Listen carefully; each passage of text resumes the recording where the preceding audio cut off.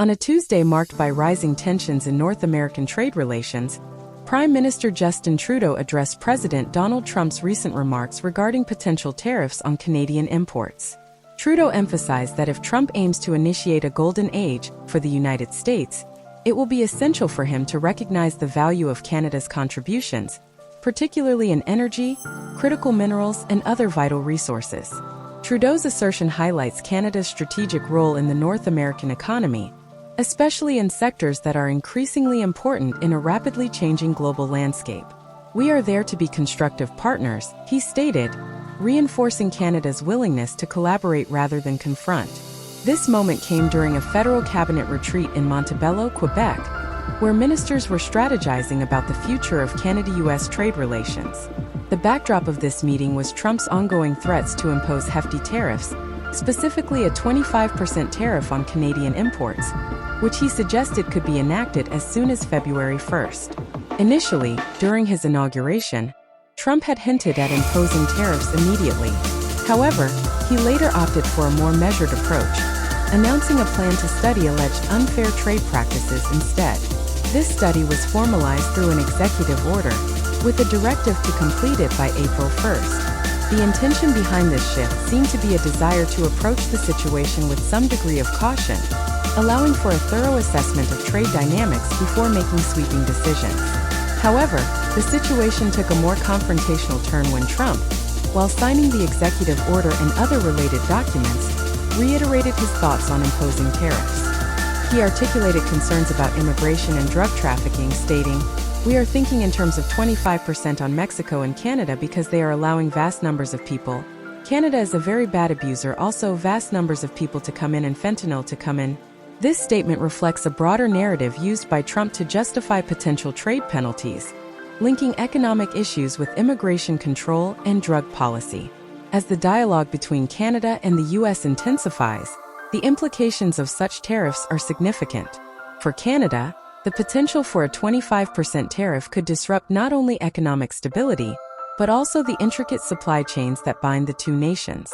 Canada is one of the largest suppliers of oil and natural gas to the U.S., and any trade barriers could reverberate through the energy sector, affecting prices and availability.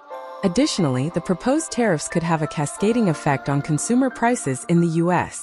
For instance, if Canadian goods become more expensive due to tariffs, American consumers might face higher costs for everyday items, from automobiles to groceries. This scenario raises questions about the overall impact on the U.S. economy, particularly in regions that heavily depend on trade with Canada. In response to Trump's suggested tariffs, Canadian officials are likely to explore various avenues for retaliation. This could include imposing tariffs on U.S. goods, which could escalate into a trade war, further complicating the already fraught relationship between the two countries. The Canadian government's strategy may involve targeting specific sectors that would send a clear message to the U.S., while also minimizing harm to Canadian consumers and businesses.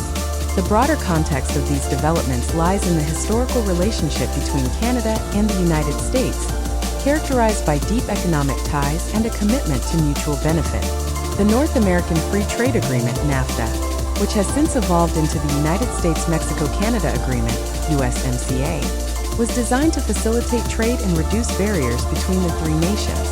Any move to impose tariffs could be seen as a regression from this collaborative framework. Furthermore, the political landscape in both countries plays a crucial role in shaping these discussions. In Canada, Trudeau's government must balance the need to stand firm against U.S. aggression, while also ensuring that Canadian businesses and consumers are not adversely affected. In the U.S., Trump's approach to trade is closely tied to his broader political strategy, appealing to a base that prioritizes American manufacturing and jobs. As the situation evolves, the importance of open communication and negotiation cannot be overstated. Both nations have much to gain from a cooperative approach, particularly in addressing shared challenges such as climate change, energy security, and economic recovery post-pandemic. The potential for collaboration in these areas could serve as a counterbalance to the tensions arising from trade disputes.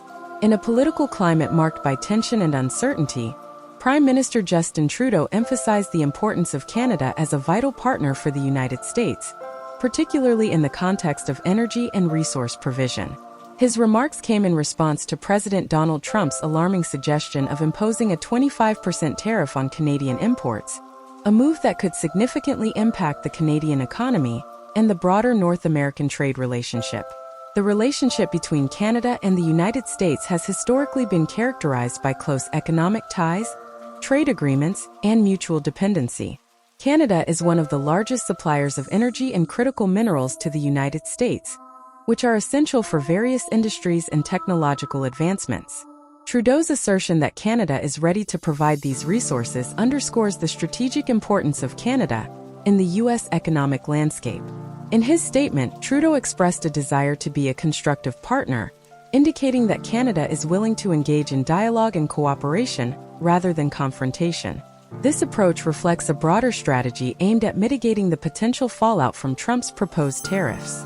The Prime Minister's comments suggest a readiness to negotiate and collaborate on issues of mutual interest, such as energy security, environmental protection, and economic growth.